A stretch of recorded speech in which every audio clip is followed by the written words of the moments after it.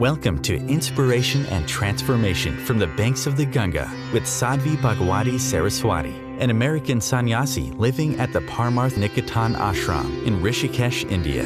Sadhvi is president of the Divine Shakti Foundation, a charitable organization bringing education, vocational training, upliftment, and empowerment programs to women and children. Sadhvi is also Secretary General of the Global Interfaith Wash Alliance and Director of the world-famous International Yoga Festival. Join the musings of an American sannyasi as Sadhvi shares the wisdom and teachings of her guru, His Holiness Pujya Swami Chidanand Saraswatiji. Welcome everyone to Inspiration and Transformation from the holy banks of the sacred Ganga River in the land of Rishikesh, India. After reading your book, I have some questions about deep and honest, fearless inquiries from chapter 25. What makes a deep and honest inquiry dharmic? What is dharma? And how do I witness the short fuse of my anger before it blows? So, in my memoir, I speak a lot about not just the experiences that I've had, that I've been gifted with, but the lessons that I learned along the way, the practices. And one of those practices is inquiry, self-inquiry. And I guess, I didn't remember the exact words I had used in my book, but I guess the words were deep and honest, fearless, Dharmic inquiry. So deep, honest, fearless, and Dharmic. What I mean by this is, it's really easy to move through the world as a victim. A victim either in a really big way, like this thing happened to me, this person harmed me, abused me, betrayed me, cheated me, or the universe harmed me. But it's much more difficult to actually realize what powerful co-creators of our own lives we are. And I don't mean that to mean that we have somehow created the difficult situations of what others did. I don't mean it in that way. But I mean that our circumstances today, how I'm moving through the world with anxiety, with depression, with loneliness, with frustration, with longing, with confusion, with aimlessness, or with peace, with love, with joy, with gratitude. I'm a co-creator of that. That which has happened to me is not the determinant of my world. But most of us live like it is, like somehow that which happened to us, or that which other people are doing around us, is that which is determining how we're living. I'm angry because you did this. Or I'm miserable because you did that. Right? It's the old, God, I was having such a great day, and then you came home. Or I was in such a good mood, and then you called. So we've got this habit of deferring our power onto others. And so what I mean by this deep and honest inquiry, fearless inquiry, is what are my other alternatives? What role am I playing here? Yeah, I know what's happened. I know that so-and-so lied. I know that so-and-so cheated. I know that so-and-so tweeted something obnoxious about me. I know that this happened and that happened. From the really traumatic to the superficial and the whole spectrum. But in my present moment misery, what's my role? One of my favorite quotes is, if you are miserable in a room alone, you can be pretty sure you are the cause. And I love that because how many of us have sulked in a room by ourselves, convinced that it's someone else's fault. But I love that because when you think about it, of course, it's true. Here I am alone in a room. Who's keeping me from being happy? Who's keeping me from being peaceful? No one's doing anything to me. No one's pulling my strings. I'm alone in the room.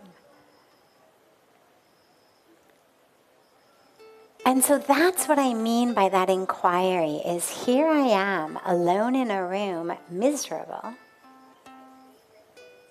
Why? And it's not about blaming. We blame ourselves enough. The last thing we need is to blame ourselves more. It's not about making yourself feel bad. It's not about yet another way to say, I am not good enough. See, I can't even do this happiness thing. It's not that. It's simple inquiry. But honest inquiry. What's my role here? Do I have a choice? Here's what happened in the world today. That's piece one. Here's how I am feeling inside of me and how I am reacting. That's piece two. Is there only one road from piece one to piece two? Only one possibility? Or might there be an alternative? For example, I used to be really stressed, and I found myself kind of on edge a lot of the time, where no matter what happened in the world, that was for me a really good excuse for why I was stressed. If you said to me, how are you? I would have said, oh my God, I'm so stressed because. And the because changed minute to minute, moment to moment. It didn't matter. But once I realized that actually I had a choice, then everything changed. You take a very simple situation. You say, okay, I'm driving down the road. Some guy cuts me off in such a way that if I had not slammed on my brakes, basically he would have killed me. Now that's something that stresses us out, but it also makes most of us angry. We want to yell at the other guy. We want to flip him off, swear at him out the window. Or we swear about him to the person next to us in the car. Now, piece one is simply, man cut me off. He was driving too fast. Driving recklessly, cut me off. Piece two is, my blood sugar is up, my pulse is up, my blood pressure is up, my face is red, I'm furious. It's going to take me till tomorrow and a lot of chemical assistance to calm down. But is peace 2 the only possible outcome of peace 1? And so I started wondering about alternatives. And for example, let's say somebody cuts you off and you tell yourself a story about it. I love storytelling. And so you say, this guy, 2 minutes before he cut me off, got a phone call from the local hospital that his son has just been in an accident. And if he wants to see his son alive again, he will get to the hospital in less than 5 minutes because his son has about 5 minutes to live.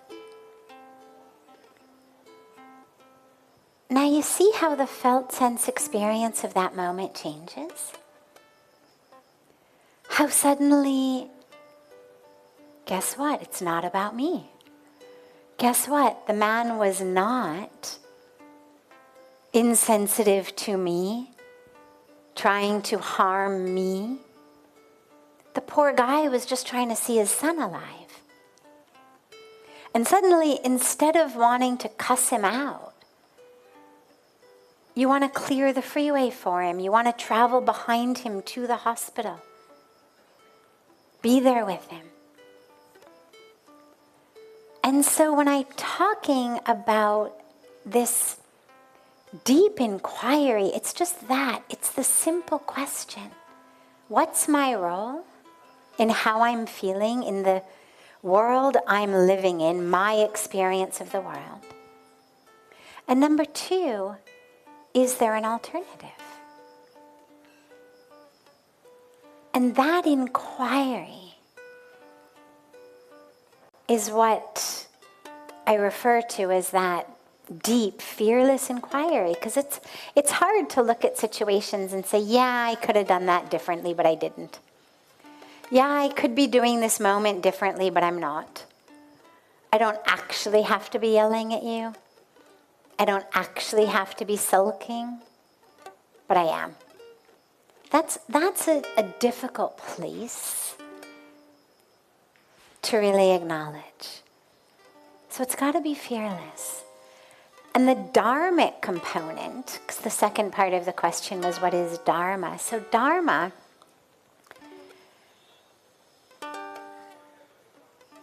has been translated in so many ways. For the sake of this purpose, we'll translate Dharma as the right path.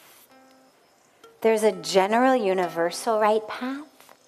Honesty, compassion, generosity, truthfulness. This is universal Dharma. But then there's a personal Dharma. The path we are meant to walk.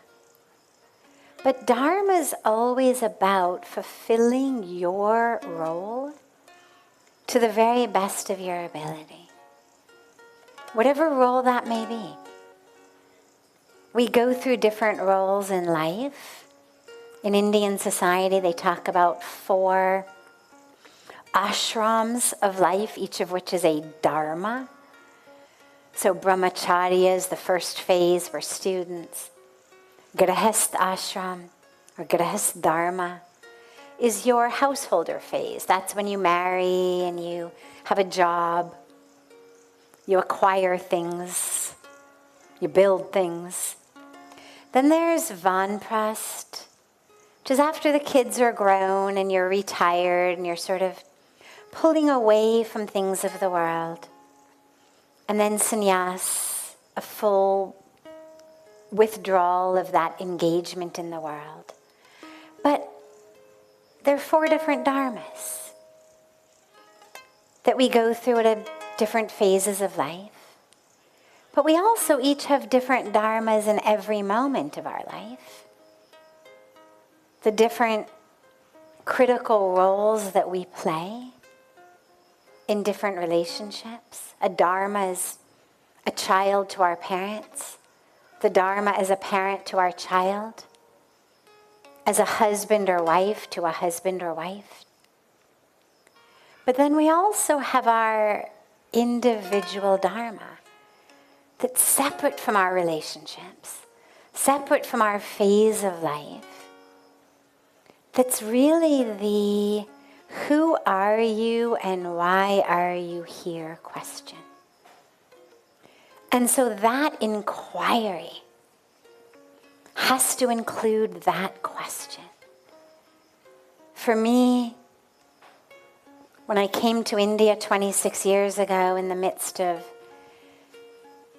getting a PhD in psychology, I was an academic. I wasn't a spiritual person. I was an American student, a good student. Not someone who you would have expected to suddenly join an ashram and become a monastic renunciant. But the more that I looked inward, fearlessly, I realized that that was exactly my Dharma.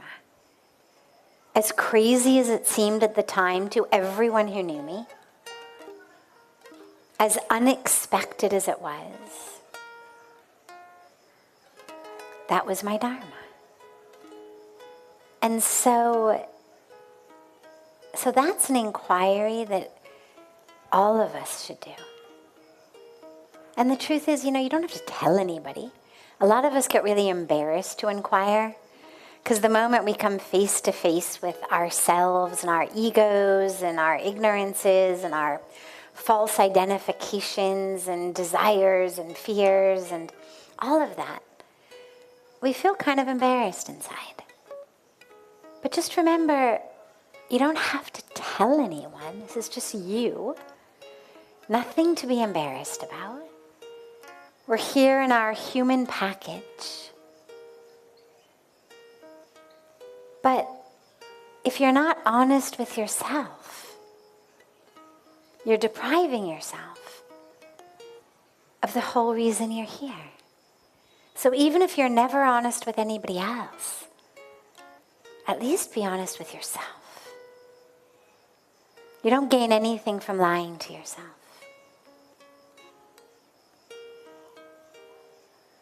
So start that practice of inquiry. That's what the chapter meant. And the last part of the question was, how do I witness the short fuse of my anger before it blows? Yeah, anybody else been there? Through practice. Do not expect that suddenly you are going to channel the ability to do that when you are furious if you've never practiced it before. In the same way, if you have no idea how to swim, it's very unlikely you're going to learn when you're on a boat that's capsized in the middle of the ocean in a storm. You've got to learn beforehand. You've got to have a skill ready for those moments of life. And this is why we meditate.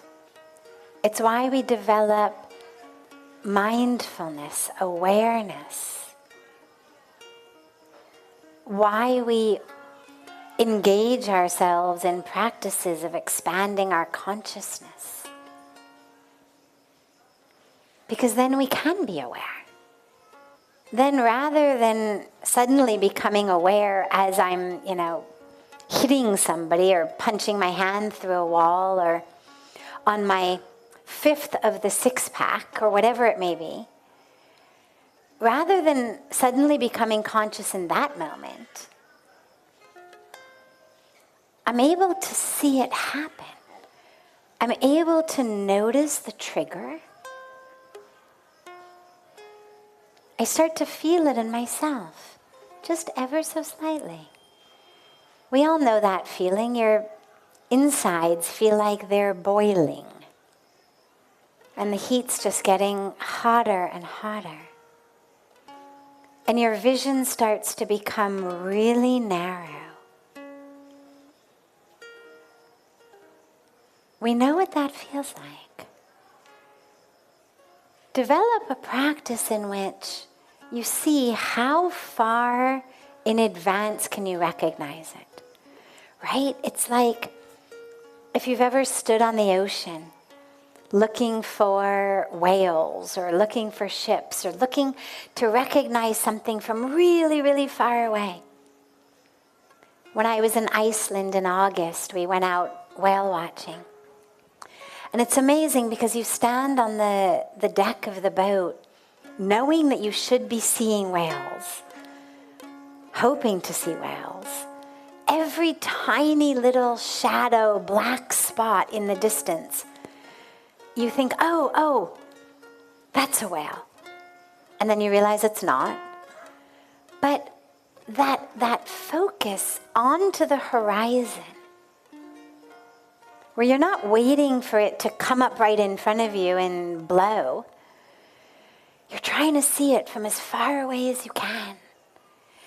And the guides on the boat said, don't move your eyes like this. They said, just loosely focus them on the horizon.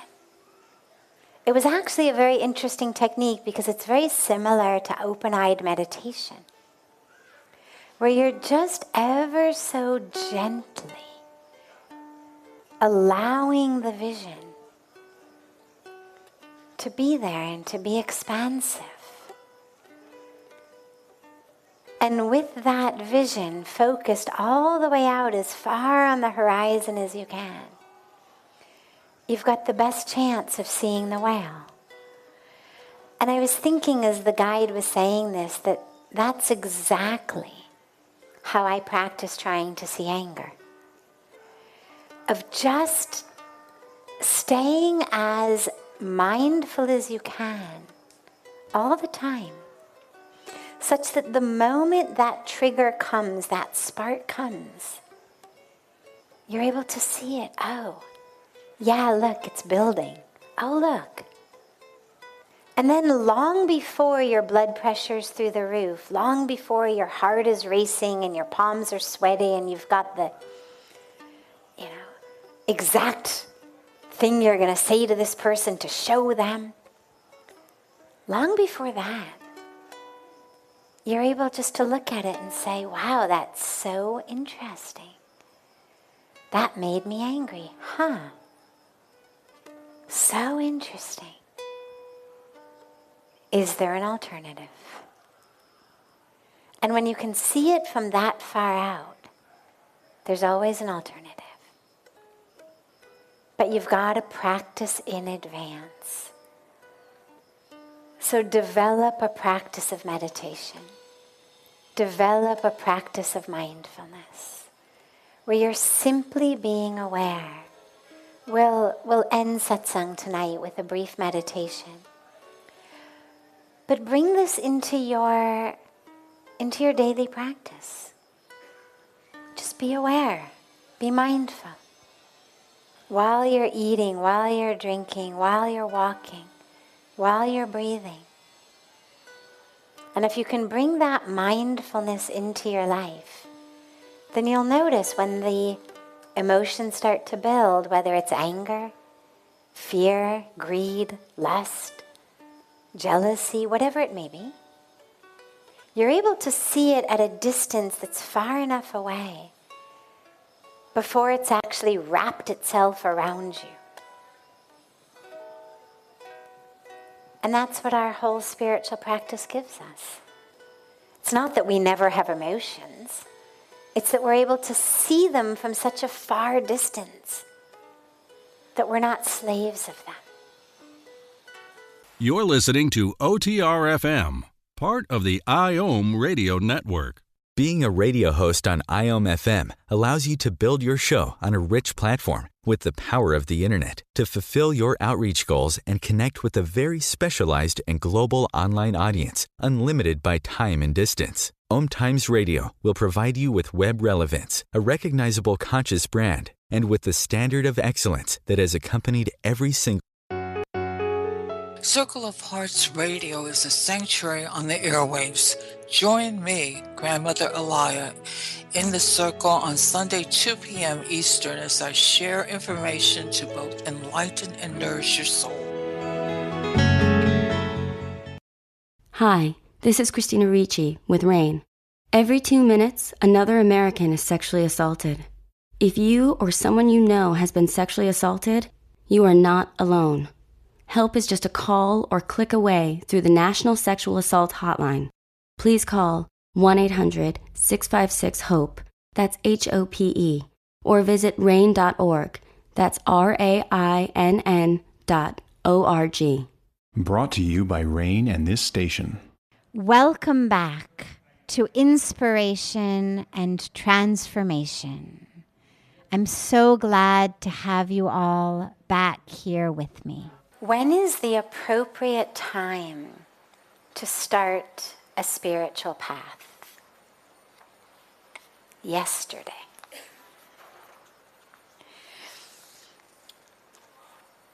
If you're not already on a spiritual path, exactly right here, right now. You know, most of us have this internal habit that we start things on good days. So if it's a big thing we do, New Year's or my birthday, or we say, okay, Monday morning I'm going to start. The dilemma with that is, it's beautiful to have a day, but the dilemma is then if on Monday it doesn't happen, or you start Monday and Tuesday it's over. Well, then you've got to wait till the next Monday to start it again. And that's why I'm all in favor of auspicious days and auspicious opportunities when that day happens to be the auspicious day. But I'm not in favor of waiting days or weeks or months to start something just for the right moment to arise. The moment that you realize I should be on a spiritual path, that's the right moment to start. That is the auspicious moment. And of course, today, we find ourselves on actually such an auspicious day. This is the day of Dashera. It's the day of letting go of that which keeps us separate from God.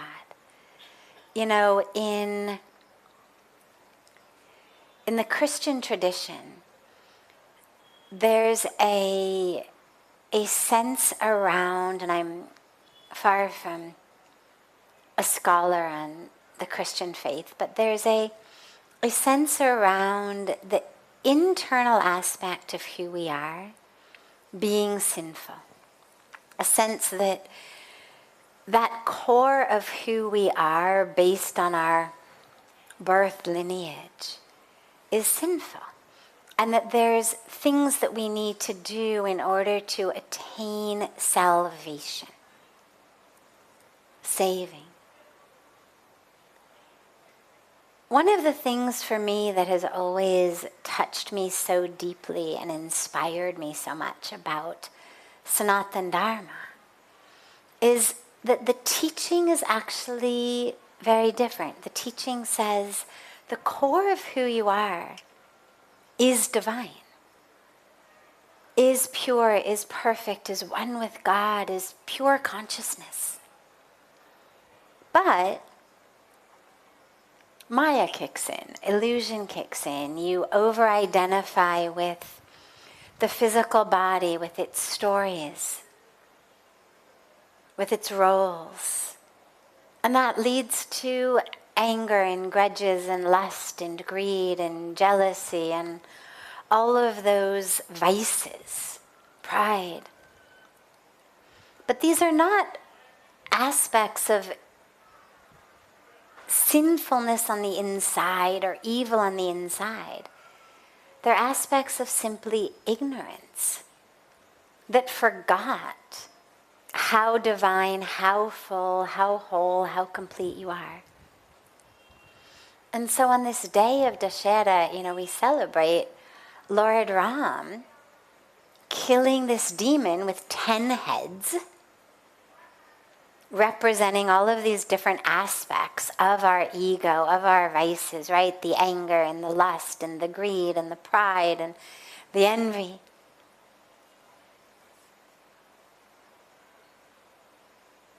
And that symbol, as we were talking about on the banks of Ganga, is actually for all of us. The stories from the scriptures are not just beautiful stories of things that happened in history, but it's about now. And so if you're looking now to start a spiritual path, it's a perfect day.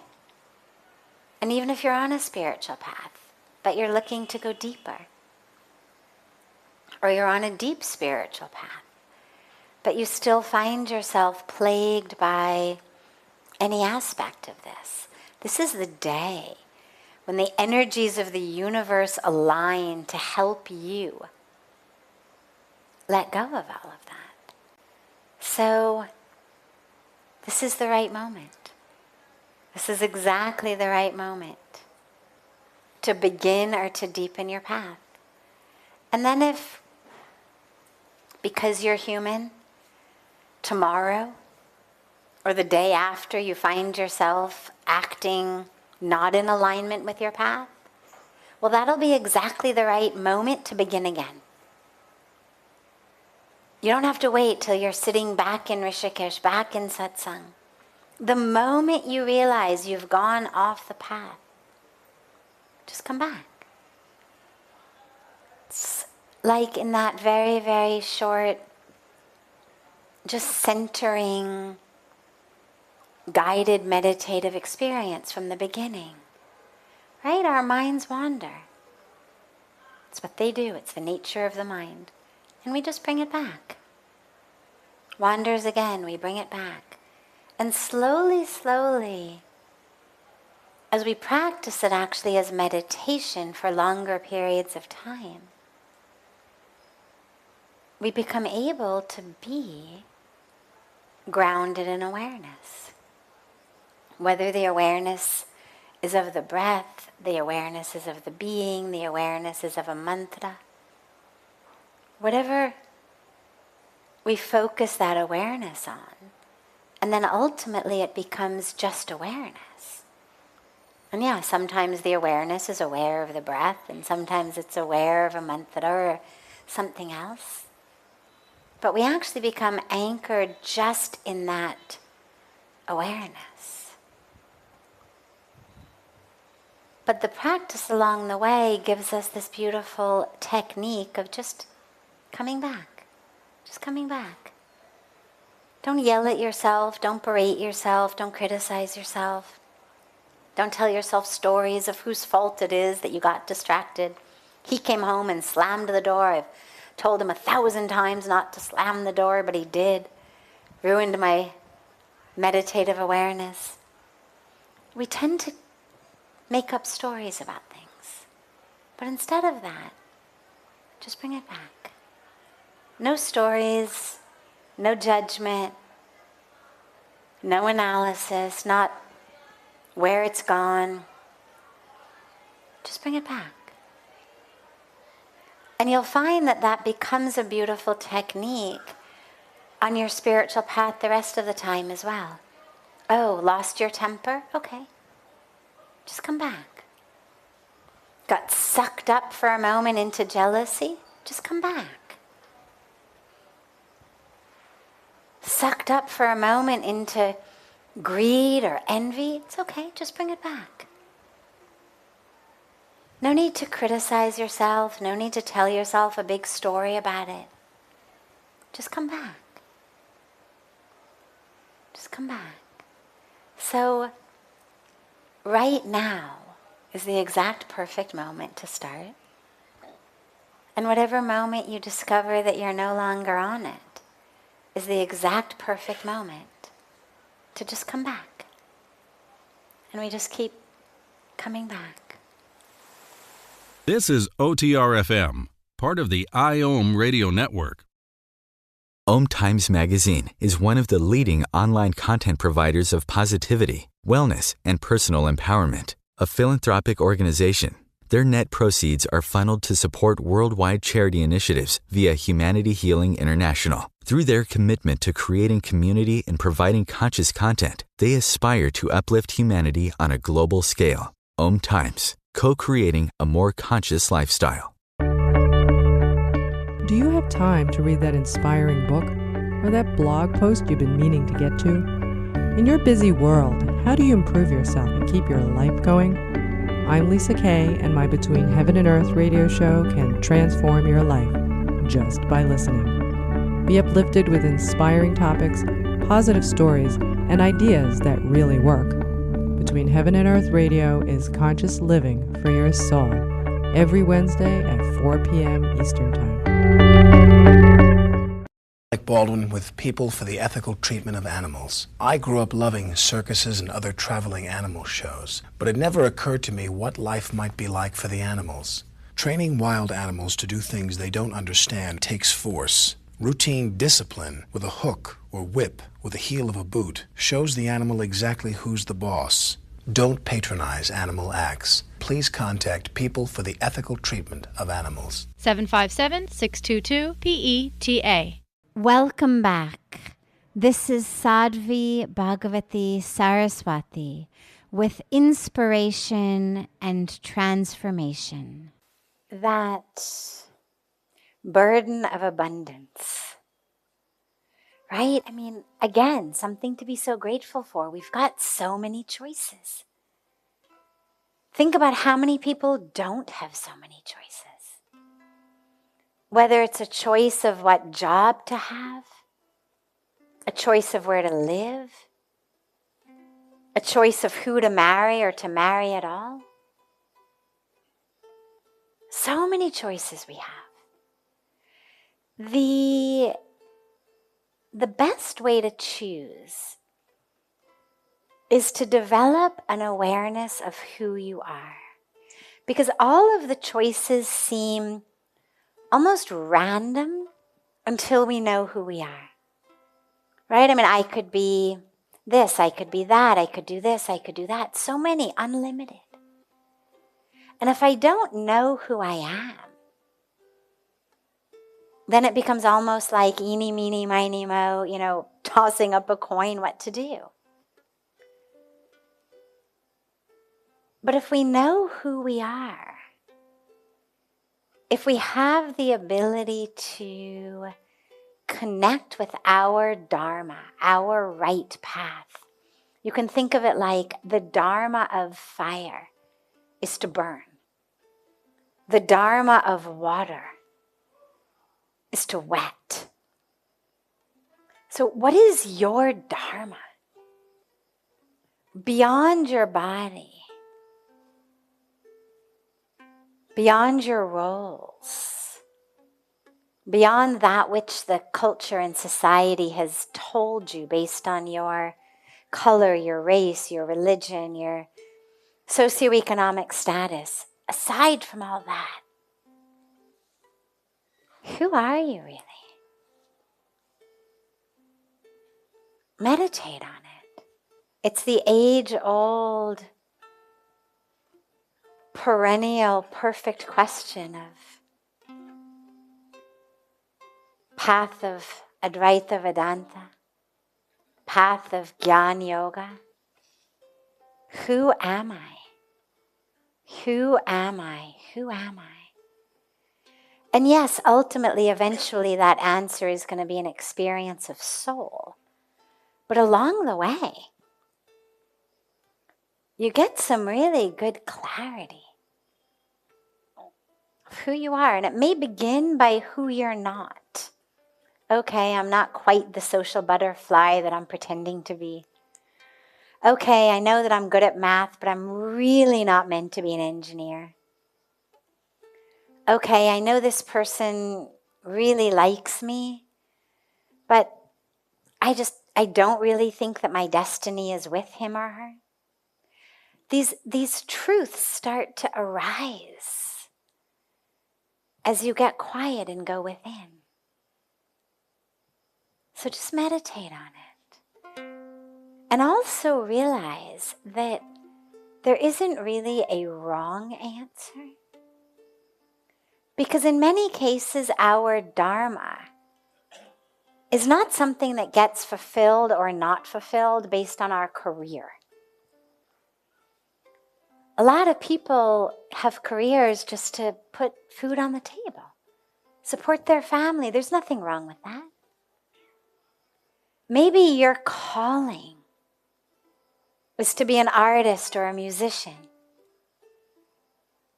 but you're not getting paid to do that, and it doesn't look like you're going to get paid to do that any time in the future. So you have a job, whatever it may be, as long as it's not harming the planet or taking advantage of other people or taking advantage of you. You do that. Put food on the table. Do your art, do your music in your free time. Choose a job that gives you free time.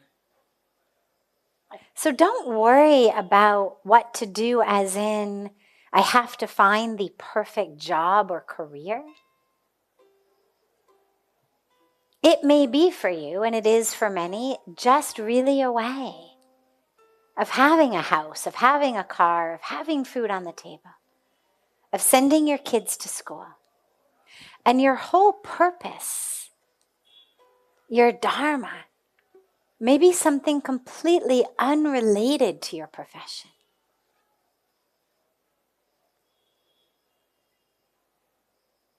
But don't stop living, waiting for it to just fall in your lap. Right here, right now. Make the best choice for right here, right now, based on what you know of yourself. And then you walk that path for a while. And maybe along that path, new doors open. Because you're keeping your heart open. You're keeping your mind open. You're keeping yourself open to the signal of the universe, to the sign of the universe, telling you, go through this door. And then you do. And then you discover you're on a completely different path. And then you walk that. And maybe it turns out that is your ultimate path. Or maybe it turns out that that was just a stepping stone. Or it was just something to get you someplace. And then another door opens. So there isn't an equation to know which one to choose. The best way is understanding the self. And when you know the self, then what to do starts to become a lot more apparent, a lot more clear. And then just start putting one foot in front of the other in the way that makes the most sense, that's available to you, that's accessible to you, that's in alignment with how you understand yourself today. I mean, if I look at my life path, the number of different paths that I walked down at different times in my life based on what I knew about myself at that time. But then later I was able to look and realize, I had no idea. But okay, that's all right, because that got me here. Or that got me to this, and that got me here. So there's no mistaken path as long as you are open in it. And you are open to the sign, the call, the signal of the universe. Showing you yourself and telling you how to move. My favorite example that I always give is the caterpillar, right? I mean, it begins its life essentially like a millipede, like an earthworm, on the ground, sliming along. But then it gets a signal from the universe that says, climb the tree. Go out on a branch, weave a cocoon. then burst out of the cocoon and fly. Now, as a caterpillar on the ground, looking at the earthworm or the millipede, it wasn't thinking, I'm so much better than these guys. Just you wait. Just you wait. I'm going to be that butterfly. It doesn't know. I don't think it knows anyway. It's doing its thing based on what it knows in that moment. But it's open so that when the sign comes, the signal comes, it follows it and thus becomes the butterfly. So we move along to the very best of our abilities. Open hearts, open mind, anchored, grounded in an ever-expanding awareness of ourself. We meditate on it. We contemplate on it. In eyes closed, seated meditation, and also as we move through the day. Is this in alignment with me? Who am I? Who am I? And the choices they'll emerge. But as long as you are there, whatever choice you make, it can turn out to be the right one. This is OTR-FM, part of the IOM radio network. Om Times Magazine is one of the leading online content providers of positivity, wellness, and personal empowerment. A philanthropic organization, their net proceeds are funneled to support worldwide charity initiatives via Humanity Healing International. Through their commitment to creating community and providing conscious content, they aspire to uplift humanity on a global scale. Om Times, co-creating a more conscious lifestyle.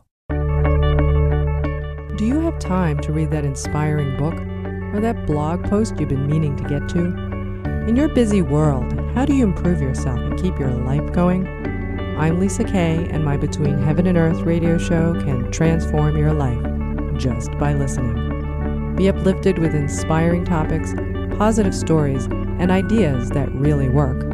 Between Heaven and Earth radio is conscious living for your soul, every Wednesday at 4 p.m. Eastern Time. Like Baldwin with People for the Ethical Treatment of Animals. I grew up loving circuses and other traveling animal shows, but it never occurred to me what life might be like for the animals. Training wild animals to do things they don't understand takes force. Routine discipline with a hook or whip with the heel of a boot shows the animal exactly who's the boss. Don't patronize animal acts. Please contact People for the Ethical Treatment of Animals. 757-622-PETA. Welcome back. This is Sadhvi Bhagawati Saraswati with inspiration and transformation. So the first part is physical health. There's a lot of research showing that the same things that keep us healthy in our physical body are actually the same thing that keep our brain healthy. Getting enough sleep, drinking enough water, getting exercise. These are standard, go to any doctor, any practitioner anywhere in the world, go to Dr. Google. I mean, this is not rocket science. Get enough sleep, drink enough water, eat healthy food, and get exercise. But it turns out that these same things are actually very, very protective of our brain. Dehydration, as we age, is one of the greatest causes of so many of the ailments that we actually suffer from as we age, that we attribute to just age-related decline. But if we were properly hydrated, we wouldn't have so much decline. We know that exercise brings a lot of oxygen, a great flow of oxygen in the body to the brain. There's lots and lots of studies showing that people who exercise have a much lower likelihood of losing memory, losing cognition. Eating healthy food, getting your vitamins and minerals. I mean, the neurons in our brain are made up of the same stuff, essentially, as the cells of our body. There's also this myelin sheath over them. But the cells themselves, the neurotransmitters in the cells, the brain matter, is made up of the same stuff that the rest of our body is made up of. And it needs the same vitamins, the same minerals, the same nutrients that the rest of our body needs. Yes, there's certain superfoods that they say are great for the brain. There's research of certain different types of fruit, certain types of nuts. But in general, from what I've seen, if you eat a really healthy diet, you're going to get all of those vitamins and minerals. You don't have to necessarily go out of your way and make sure that you've got, bowls of blueberries every day. Or if you live somewhere where they grow, great, eat them. They're wonderful. But there's lots and lots and lots of vibrant people living over 100 in lots of areas of the world where they don't grow blueberries. So as long as you're eating a healthy, balanced diet, getting vitamins, getting minerals, your body's healthy and your brain's healthy. Now, there's other practices beyond that our beautiful Indian tradition gives us. Pranayama, yoga, fantastic practices to keep that energy flowing through the body into the brain. Meditation, because meditation on just a purely physiologic level lowers our stress. The more stressed we are on a mental level, literally the more stress we give to our body and our brain. And when you're stressed, it's very hard to remember anything. It's why so many kids end up studying really hard, knowing their material, and then failing exams. They knew it, but they were so stressed. It's why kids freeze up in exam halls. Because stress significantly diminishes our ability to think. And so meditation, aside from all of the spiritual benefits, it lowers our stress level. They also say learning new things, learn a new language, learn new mantras, learn things. Pick up a subject that you've never studied before, learn it. Is there anything you're interested in that you don't already know about? Learn it. Basically, staying active in the brain. From all of what I've read, all of what I've learned, staying active in the brain is the best way to protect it. In the same way that staying active in the body is the best way to protect the body. There's also a beautiful Ayurvedic herb called Brahmi that they say is really, really, really good for the brain. I haven't seen any kind of actual scientific studies. There may be, I just haven't seen them. But I've heard from a couple of different sources that taking the herb Brahmi is actually very good for brain protection. And I'm sure that someone with a background in Ayurveda or a background in homeopathy or in naturopathy could probably give you very, very specific more things that you can do.